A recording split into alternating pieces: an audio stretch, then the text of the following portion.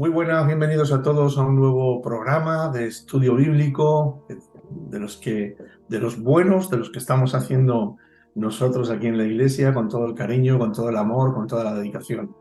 Hoy vamos a seguir hablando acerca de este elemento de la armadura del creyente, que es la espada, esa espada de doble filo, que no es otra cosa sino la palabra de Dios.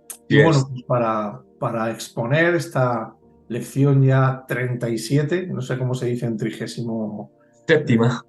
37ª, pues tenemos ahí con nosotros el privilegio y el honor de tener a Fernando Ramírez, nuestro pastor, que hoy va a estar exponiendo esta lección hermosa titulada Cómo utilizar la palabra de la espada. Va a ser muy práctica y muy buena. Muy buenas, Fernando. Te saludamos, te agradecemos mucho que estés aquí con nosotros.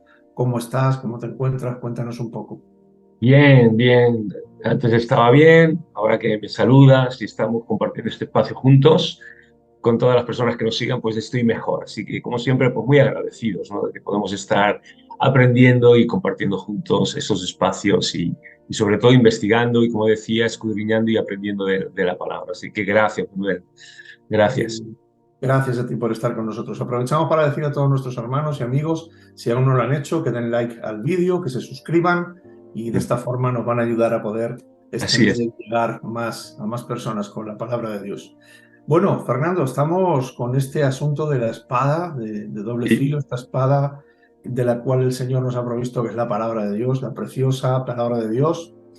Y bueno, hemos ya hablado acerca de la espada en varios aspectos, hemos visto cosas importantes, pero sí, claro, llegamos a un punto en el que podemos preguntarnos de qué nos va a servir la espada, todo lo que estamos aprendiendo, si no la usamos, ¿verdad? Si no la desenvainamos claro. y no comenzamos a usarla, ¿no? Así que en este capítulo lo que vamos a estar viendo en este programa, pues es precisamente cómo utilizar la espada Claro. de la palabra, ¿no? Y hay varios aspectos eh, que tienen que ver con la utilización de la palabra y sobre todo aspectos que tienen que ver con la voluntad del creyente, ¿no? Eso Así es. que, bueno, pues, ¿qué nos puedes decir acerca de este asunto que es tan importante y tan práctico? Sobre qué aspectos de la voluntad del creyente abarcan o involucran todo esto que estamos diciendo, el uso de la espada de la palabra adecuadamente. Así es. Pues Manuel, vamos en este programa, iba a decir en la mañana o en la tarde, pero bueno, cada uno lo ve a una hora distinta, pero ¿No?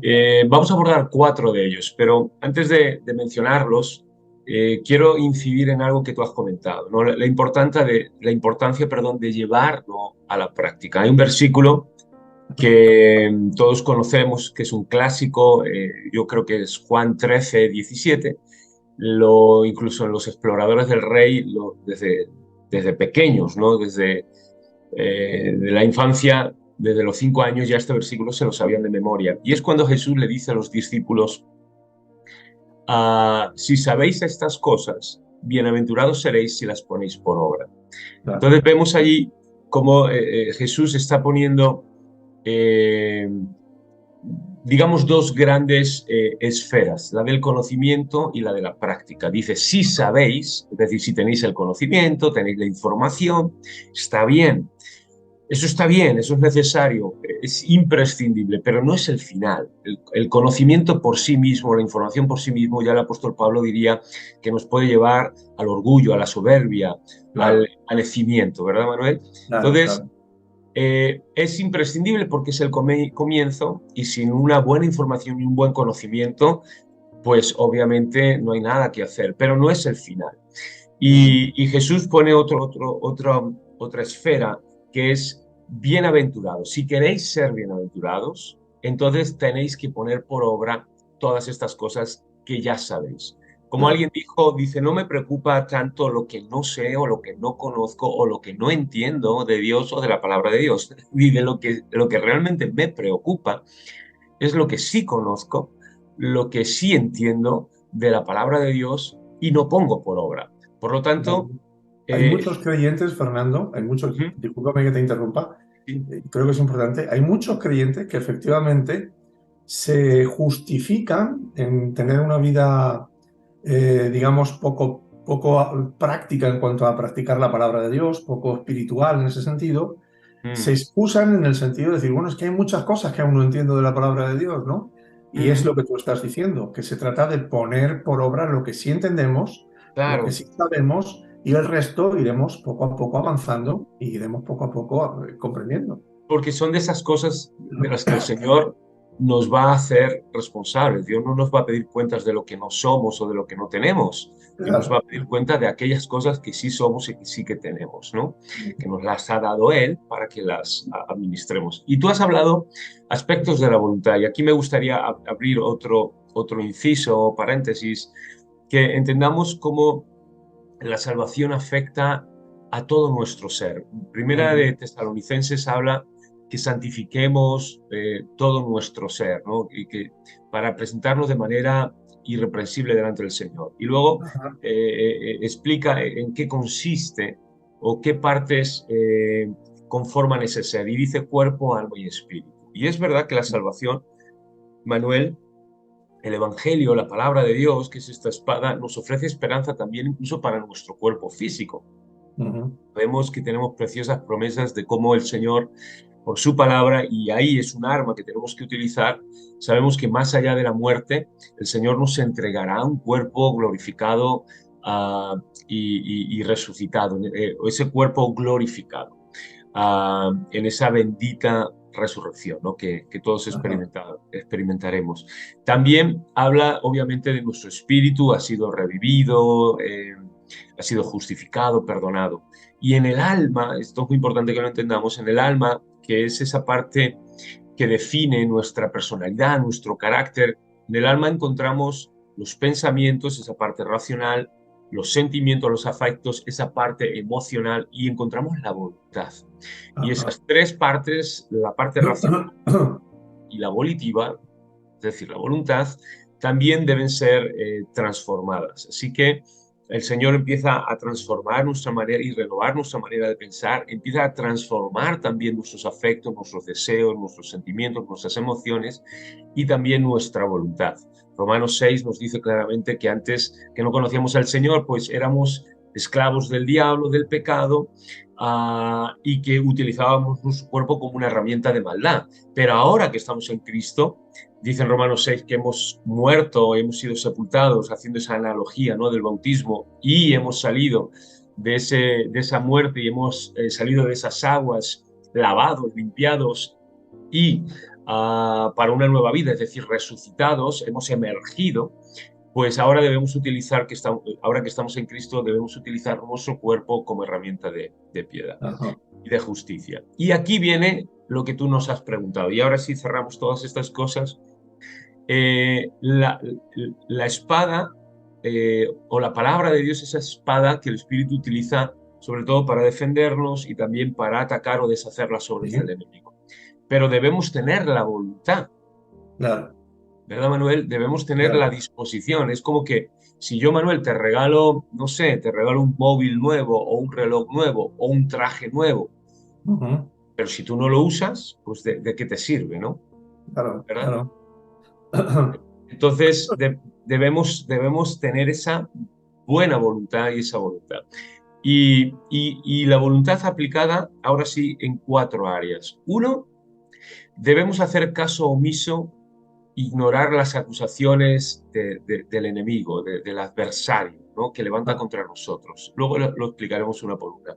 En segundo lugar, a dejar que las escrituras, la palabra de Dios, nos infunda más temor de Dios que de los hombres. Es decir, que temamos más a quien debemos temer, a Dios, en lugar de estar sumidos bajo el yugo del temor a los hombres o al que dirán. qué bueno esto, Fernando, porque efectivamente es que la tendencia natural del ser humano es temer más al hombre, a las circunstancias, a las situaciones, tener más temor de estas cosas que tener temor de Dios, cuando la propia palabra nos dice que al que debemos temer es aquel que puede destruir el alma, ¿no? Que es Claro, Dios, a claro, Él es al que de verdad debemos tener temor, entendiendo qué tipo de temor, ¿no? Es el que Dios nos está pidiendo, ¿de claro. acuerdo? Así que creo que Entonces, este segundo punto es buenísimo. Sí, y así es. El primero tenía que ver con el diablo y sus acusaciones, el segundo tiene que ver con las personas y el temor al hombre, ¿no?, que nos rodea. El tercero tiene que ver con nosotros mismos y tiene que ver con qué decisión voy a tomar, mejor dicho, respecto a mi propia carnalidad. Lo que la Biblia dice, mis concupiscencias, una palabra rara, extraña, a veces si quieres Ujú. antigua, que no se usa, pero concupiscencia, que aparece por lo menos en las versiones Reina Valera 60 y otras, quiere decir ese conjunto de deseos carnales que actúan conforme a una naturaleza caída y pecaminosa. Básicamente eso sería la definición de las concupiscencias. Pues en tercer lugar debemos tomar una decisión en cuanto qué vamos a hacer con nuestros deseos carnales, esos deseos y esas concupiscencias, ¿no? Y en cuarto lugar, Manuel, ¿qué vamos a hacer en cuanto a las promesas divinas frente al mundo y a las persecuciones? Así que tenemos una espada, por resumirlo todo, luego si quieres lo Sí, vamos viendo, tú me sí, vas sí. preguntando y lo vamos viendo, lo que tú quieras, Ujú, pero para que tengamos un marco general, tenemos una espada que es la espada del Espíritu, que es la palabra de Dios, que Dios nos la ha entregado a nosotros. ujú. ¿Y qué vamos a hacer con ella? Bueno, pues hemos visto cuatro cosas, ¿de acuerdo? En ¿No? cuanto al diablo, ignorar sus acusaciones. En Ujú, cuanto a los hombres, no tener temor de ellos. En ujú. cuanto a nosotros mismos, cortar esos deseos carnales o esas Ajá. concupiscencias. Y en cuanto al mundo, ¿de acuerdo? Aferrarnos a esa palabra de Dios frente a la adversidad, persecución, hostilidad que vamos a tener. Mira, interesantísimo lo que nos estás explicando y lo que nos estás planteando, porque yo creo que son cosas a las que nos enfrentamos todos a diario. Sí. Nos enfrentamos todos a esas acusaciones del enemigo que intenta traer condenación a nuestra vida. Nos enfrentamos todos a esa falta de temor de Dios y a ese temor al hombre, a qué nos van a hacer, qué nos van a decir, qué van a pensar. Nos enfrentamos cada día a los deseos que nos impulsan, nuestras concupiscencias, y nos Mm, enfrentamos todos los días a un mundo hostil. a un mundo hostil, efectivamente. Entonces, son cuatro cuestiones tan importantes y tan prácticas que yo quisiera que, por favor, nos puedas explicar uno por uno cada uno de estos aspectos, si te parece bien, porque considero que son, bueno, fundamentales, importantísimos y buenísimos. Entonces, el Mm, primero, en cuanto a hacer caso omiso a las acusaciones del perseguido, del diablo, de nuestro enemigo, contra nosotros, ¿qué nos mm. puedes explicar, desarrollar un poco más esto para que lo entendamos? Pues mira, aquí quiero ser muy realista, porque ignorar las acusaciones no significa negar las Ajá, acusaciones. Es decir, nosotros como cristianos, esto es muy importante, a nivel personal, espiritual y si quieres pastoral, nosotros no podemos ni debemos vivir en una negación. Es decir, nosotros no podemos negar que hay un mundo hostil o un enemigo en este caso. No podemos negar, es decir, que el enemigo nos ataca y que nos miente. Entonces ujú, no podemos llegar a ese lugar donde a veces la gente dice, no, esto no es verdad, no, esto no es real, esto no existe, y niegan la ajá, existencia de esos ataques, o de una claro. enfermedad, o de una acusación, o de una mentira. Y viven en la negación, como diciendo, no es real, no existe. Y ahí el diablo toma ventaja. Claro, claro. Entonces, pero por otro lado, no podemos, aunque entonces si reconocemos que son reales las acusaciones, no Ajá, podemos vivir en la realidad de esas mentiras o de esas claro. acusaciones o de esa condenación. Para que lo entendamos, es como el famoso dicho, no puedes impedir que los pájaros revoloteen por encima de tu tejado o de, si fueras un árbol, por encima, ¿no?, de la copa del árbol, ¿no?, de las ramas de tu vida. No puedes impedir eso, pero sí que puedes impedir que hagan su nido allí, Que que aniden, aniden allí. claro, claro. O, por ejemplo, no puedes impedir que la tentación, la acusación, la mentira llame a la puerta de tu Ajá, corazón o de tu mente. Es inevitable. ujú, Pero lo que sí que podemos impedir o lo que sí que podemos evitar es abrirle la puerta. claro, claro. Entonces, ahí está el gran punto y principio de sabiduría. Reconozco que hay ciertas cosas que son inevitables, pero también reconozco que tengo la capacidad, la voluntad, ¿de acuerdo?, por medio de la palabra de Dios, para no abrirle la puerta a todas esas mentiras y engaño. Solemos tener un dicho que es que la mejor manera de sacar algo de nuestra mente o de nuestros hábitos o de nuestra voluntad o de nuestro corazón es no dejándolo entrar, es no dejarlo entrar. ¿Me Claro. explico? Y ahí está la clave. Así que tenemos la palabra de Dios y cuando nos llegue una acusación, entonces tenemos que ir a la palabra de Dios, decir, no, esto es falso, es mentira. Te pongo un ejemplo, Romanos 8. Porque ninguna condenación hay para los que están en Cristo Jesús, que viven conforme al Espíritu, no conforme a la carne. Entonces, Amén. cuando el diablo, con acusaciones, diciéndonos, tú eres un hijo del diablo, si hoy te mueres te vas al infierno, Dios no te ama, eres un falso, eres un hipócrita, y llena o quiere llenar tu mente y tu corazón de acusación, lo que tenemos que hacer es cerrar la puerta y con la palabra de Dios defendernos y deshacer todas esas acusaciones, sabiendo, diciendo, bueno, esto es lo que el diablo me dice, pero ¿qué me dice la Biblia? Y la Biblia dice que ninguna condenación para los que están en Cristo Jesús. Y si estoy en Cristo Jesús, soy un hijo de Dios, amado de Dios, perdonado de Dios, adoptado de Dios, heredero también de todas estas promesas, bendecido con toda clase de bendición. Y de esta manera usamos intencionalmente, con nuestra voluntad, ¿de acuerdo?, ignorando y no prestándole atención a todas las mentiras y a todos los engaños que el diablo quiere traer a nuestras vidas en forma de acusación. Y termino con Juan 8. Jesús dijo, conoceréis la verdad, 8:32, si mal no recuerdo, y la verdad os hará Libre. libres. Que Cristo describe en Juan 8 el ministerio del diablo y dice que es padre de mentira y Ajá. homicida desde el principio. Entonces, el diablo va a venir, no podemos ignorar que nos quiere matar y destruir y que nos quiere engañar y que nos quiere mentir. Pero ahí tenemos que usar de manera muy intencional, muy consciente y usar nuestra voluntad para ignorar, es decir, no darle lugar, no abrirle la Claro. puerta a todas estas mentiras, sino afirmarnos y hacernos fuertes en la palabra de Dios. Amén. Bien, muy bien.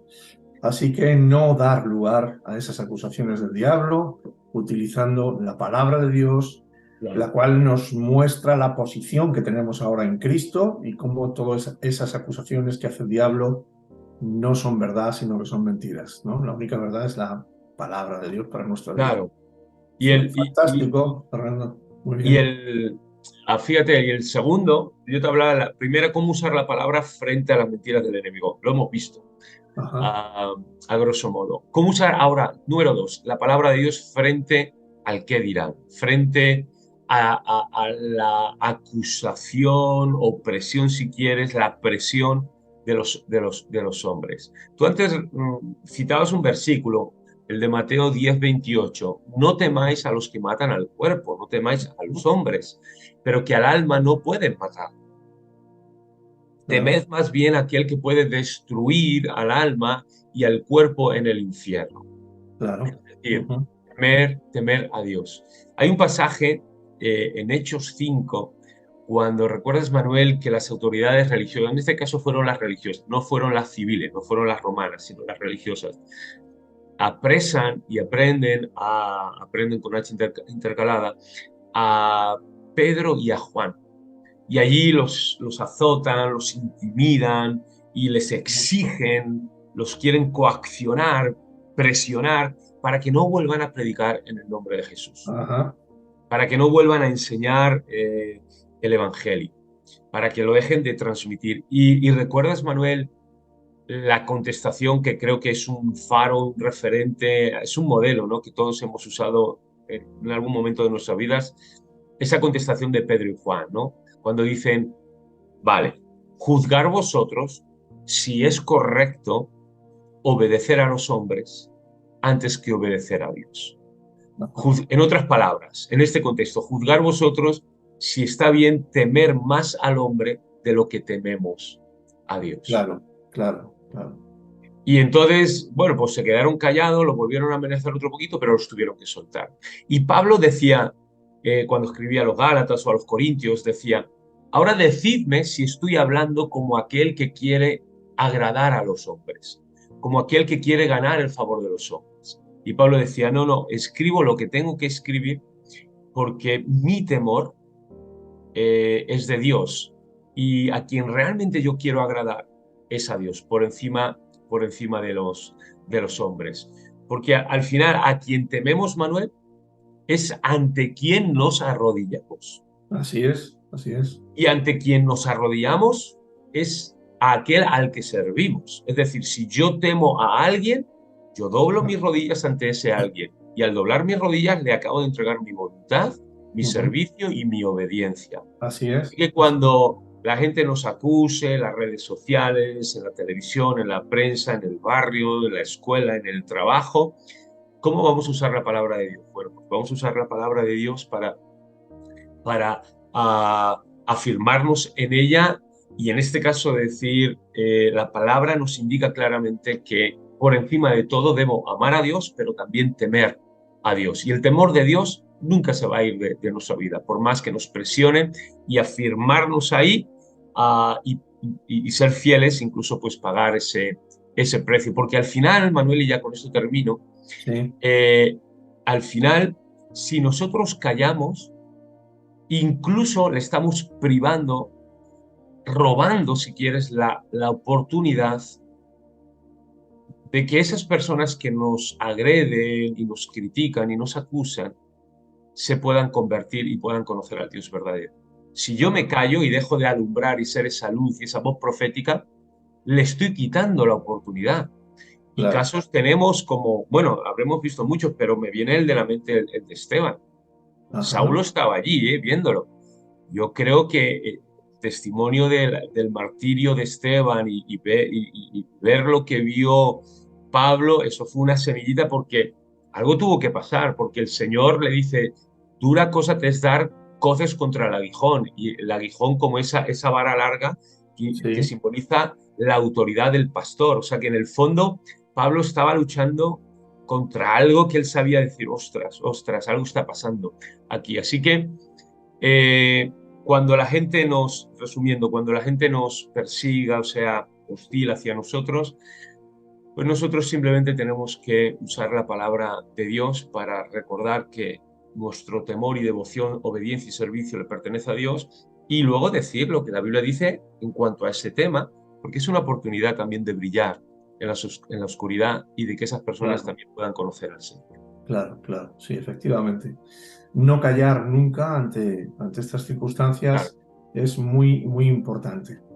Llegamos entonces, Fernando, a la tercera de las cuestiones de las que nos hablabas, Sí, la entrega de las concupiscencias a sí, la palabra de Dios. ¿Qué nos tienes que decir? Esta es interesantísima también, como las veces claro. que nos has presentado. ¿Qué nos tienes que decir con respecto a este asunto? Pues ya hemos visto qué hacer cuando el diablo me acuse, cómo usar la palabra, qué hacer cuando las personas nos critiquen.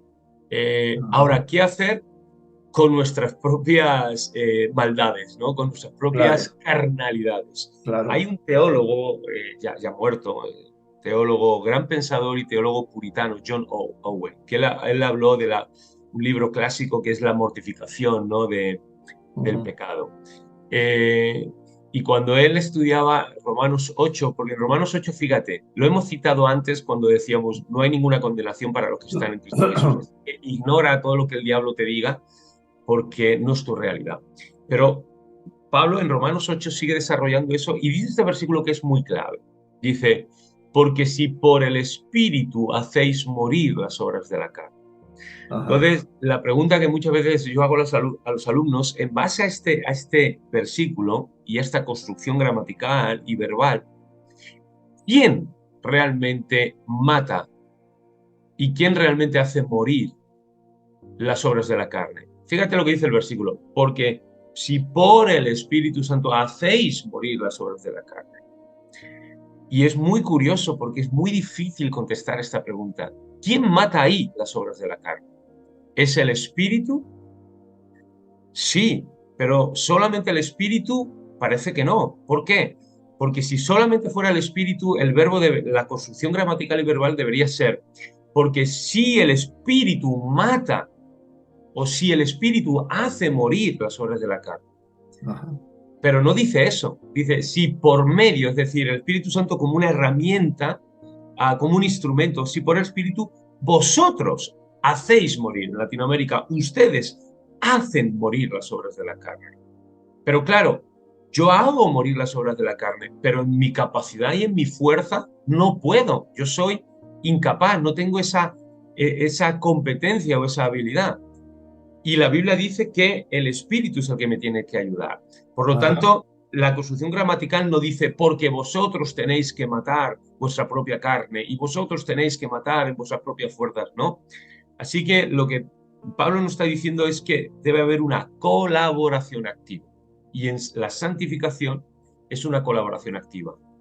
Al igual, es muy distinto a la justificación. La justificación, obviamente, es una obra soberana, monérgica si quiere, o sea que solamente le corresponde solamente Dios lo puede hacer, solo Dios nos perdona, solo Dios nos justifica, ahí tú y yo no tenemos nada que hacer. Pero en Ajá. la santificación sí que tenemos que colaborar. Y por eso dice este versículo, si por el Espíritu vosotros tenéis que hacer morir las obras de la carne, pero no en vuestra propia fuerza, sino con la asistencia y la ayuda del Espíritu Santo. Y volviendo a John Owen, Manuel, él dice, veía y le dio este término que a mí me parece fabuloso.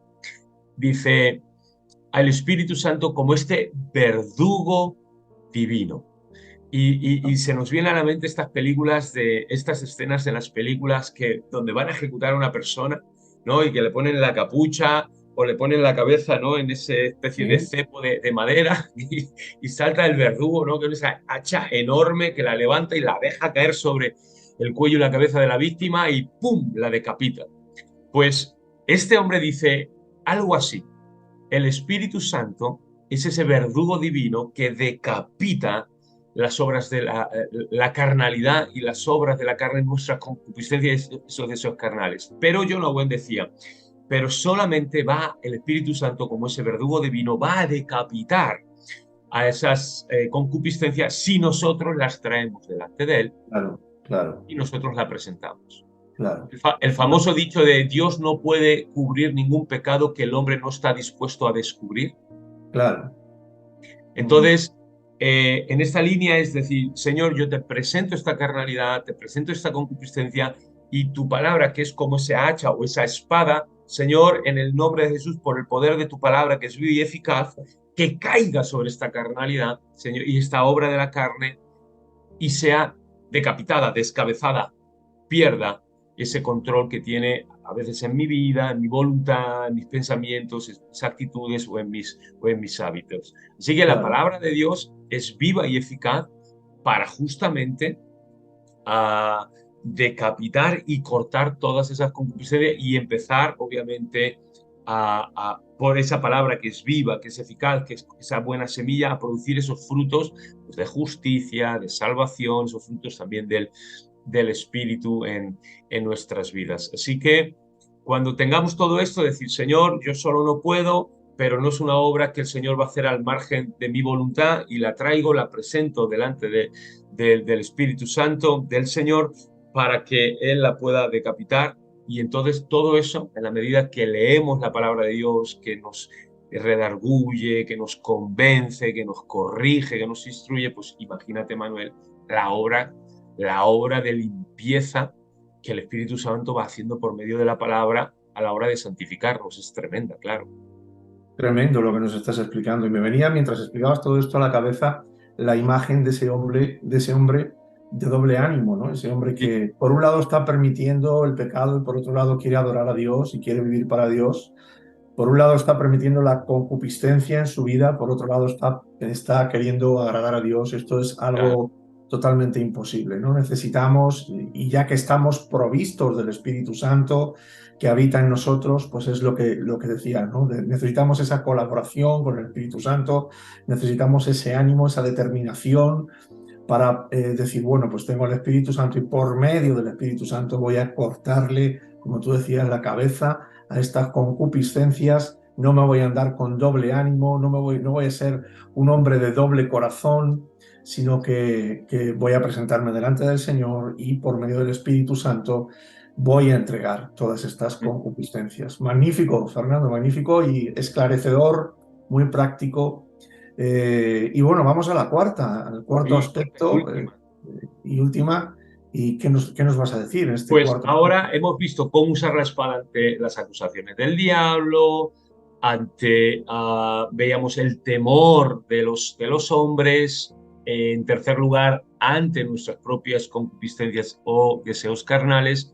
La cuarta es cómo usar la palabra de Dios frente a un mundo hostil. Y de la misma manera, ¿no? A grosso modo, sin poder ser muy exhaustivos al respecto. Pero comenzaremos con algo. En Mateo 5 Jesús dijo claro, bueno, lo dijo en Mateo 5 y en otros lugares también.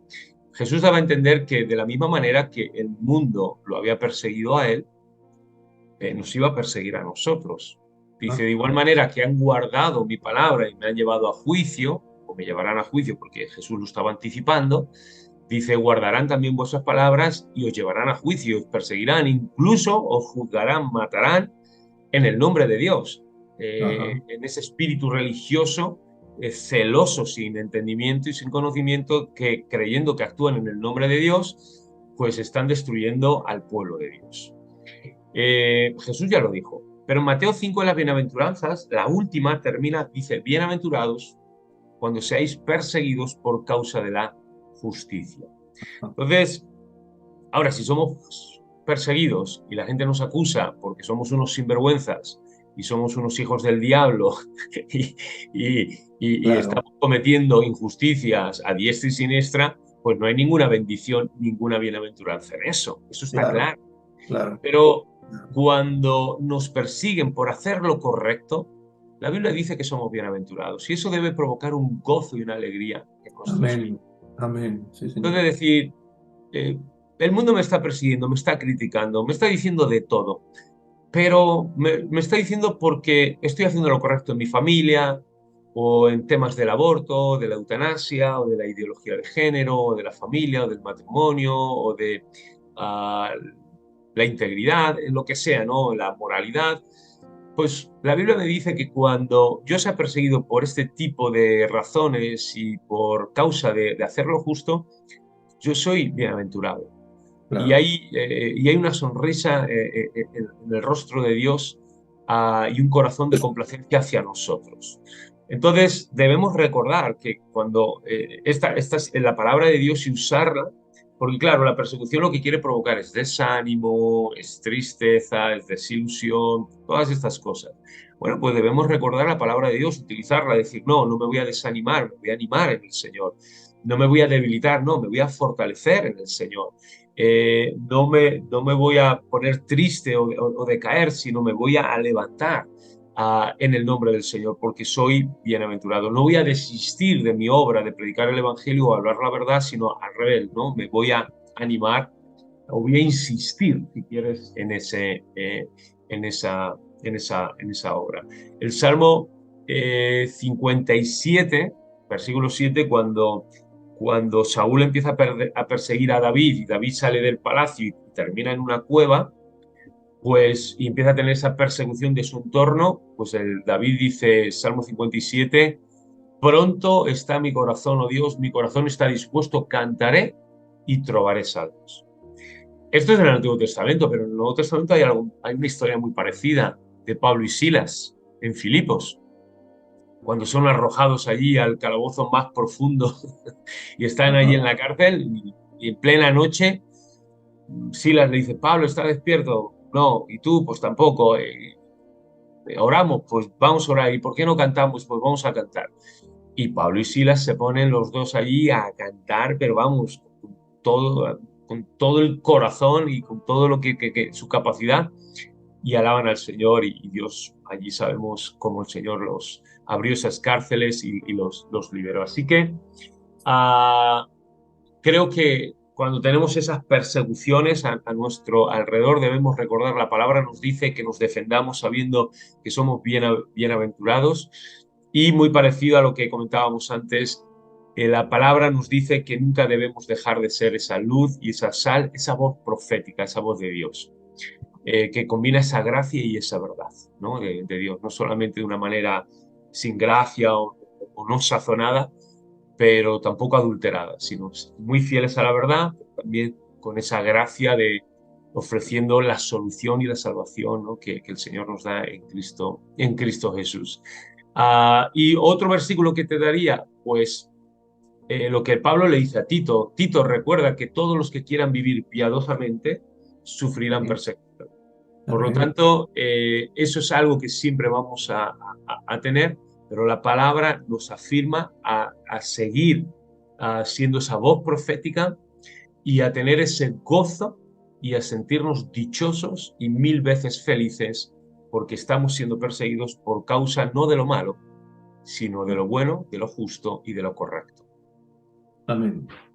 Amén. Yo creo que es absolutamente necesario y pertinente hablar de todas estas cosas porque cuántas veces los creyentes se ven atacados por estas circunstancias de persecución, de acusación. Son como pesares que vienen a nuestra vida. Efectivamente. Y esos pesares consiguen en muchos casos robar el gozo, ¿no? Ese gozo que produce la promesa escrita de su palabra. Entonces, yo creo que ya que entramos en este tema, sería muy bueno que nos pudieras hablar de cuáles serían, ¿no? Esos pesares a los que estamos haciendo referencia. Yo creo que todos ya tenemos alguno en mente, pero que nos pudieras explicar cuáles serían esos pesares a los que Claro. estamos haciendo referencia, que nos roban el gozo en muchas ocasiones. Mm. Pues fíjate, pesar me imagino que vendrá de peso, de esa carga, ese peso que hay en nuestras vidas que no Claro. nos deja levantarnos, tomar nuestro lugar o avanzar, ¿no? Ujú.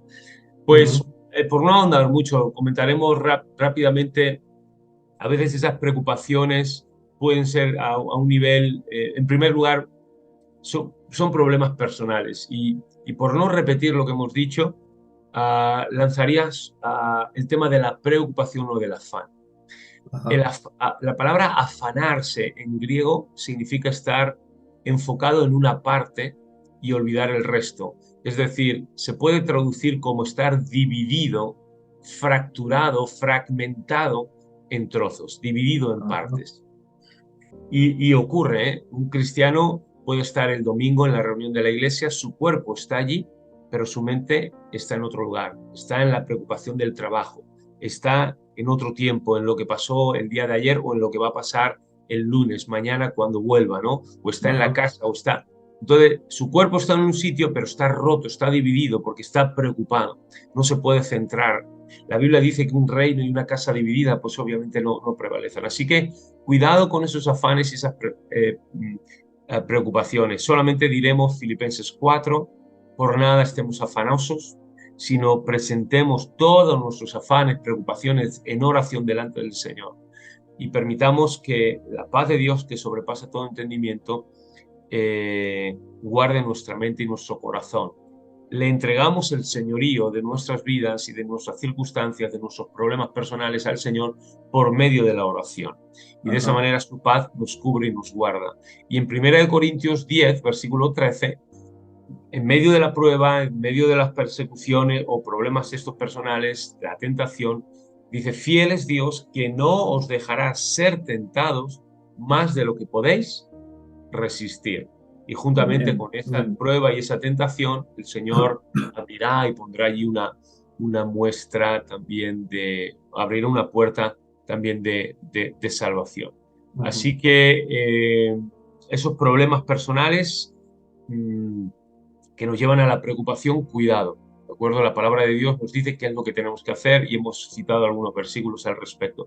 En segundo, Manuel, y sí para terminar, muy en la Sí. línea de lo que hemos dicho de Mateo 5, de la hostilidad, la adversidad, la persecución que encontramos en el mundo, ¿no? Esas aflicciones por causa de Cristo.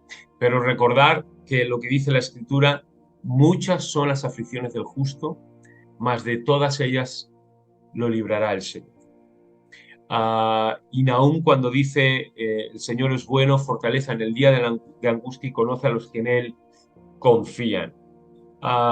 y en medio de la adversidad recordar que Dios es fiel, que el Señor nos guarda, que el cielo y la tierra pasarán, pero que la palabra del Señor permanecerá para siempre, y que antes el cielo y la tierra dejarán de existir antes de que incluso una jota, una tilde, la letra más pequeña de este abecedario hebreo, se quedara sin cumplir. Así que en medio de todo esto sabemos que estos problemas por extender la causa, por extender a causa de extender o querer extender el reino de los cielos, sabemos que Dios está al control, Él es el que edifica su iglesia, las puertas del Hades no van a prevalecer, sobre esta roca estamos edificados, la roca de que Jesucristo es el Hijo de Dios, el Mesías, y Él mismo edifica y nos guarda, es el Dios de la historia, y vemos muchos ejemplos y con el que uno de muchos, simplemente en los tiempos del siglo XVI de la Reforma, vemos cómo la Iglesia, en este caso católica, a través de la Inquisición, mató a muchos pre-reformadores. Uno de ellos fue Juan Hus, y él profetizó, bueno, hoy me matas a mí, pero después de mí vendrá otro, 100 años, ¿no? Vendrá otro, un cisne, un ganso, y es una profecía que apuntaba hacia la venida y la aparición, el nacimiento de Lutero. Además, que el emblema, ¿no? El símbolo de armas de la familia de Lutero era un ganso, era un cisne. Ajá. Y el Señor lo guardó y lo protegió a Lutero para que cumpliera el propósito que tenía, que era traer esa reforma a la Iglesia y restaurar mucho de lo que desgraciadamente se había perdido en la Iglesia a través de los siglos. Así que Dios es fiel. Y si Amén, Dios amén. nos ha prometido algo a nivel personal o a nivel general en la palabra, todo lo que Dios ha prometido, Él lo hará. Y en eso tenemos que usar la palabra como ese arma para defendernos y para deshacer toda mentira, recordando, como dice en Números, que Dios no es hombre para que mienta, ni hijo de hombre pues para que se arrepienta. O como dice en Santiago, en Dios no hay sombra de variación, no hay tinieblas, no es voluble. Él es fiel, Él es verdadero, ¿no?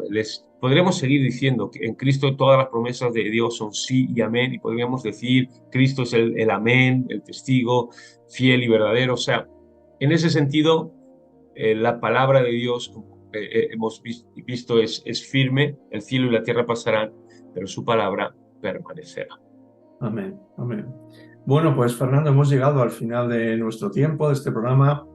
Extraordinaria la exposición que nos has hecho, cómo utilizar la espada de la palabra. Hemos visto asuntos muy prácticos, asuntos que nos atañen a todos, con los que peleamos diariamente, con los que batallamos diariamente.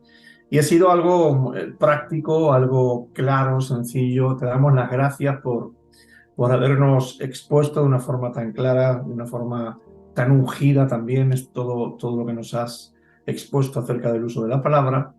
Y bueno, solo nos queda despedirnos, emplazarte a que vuelvas a estar con nosotros pronto, que no te tardes mucho en volver a estar con nosotros.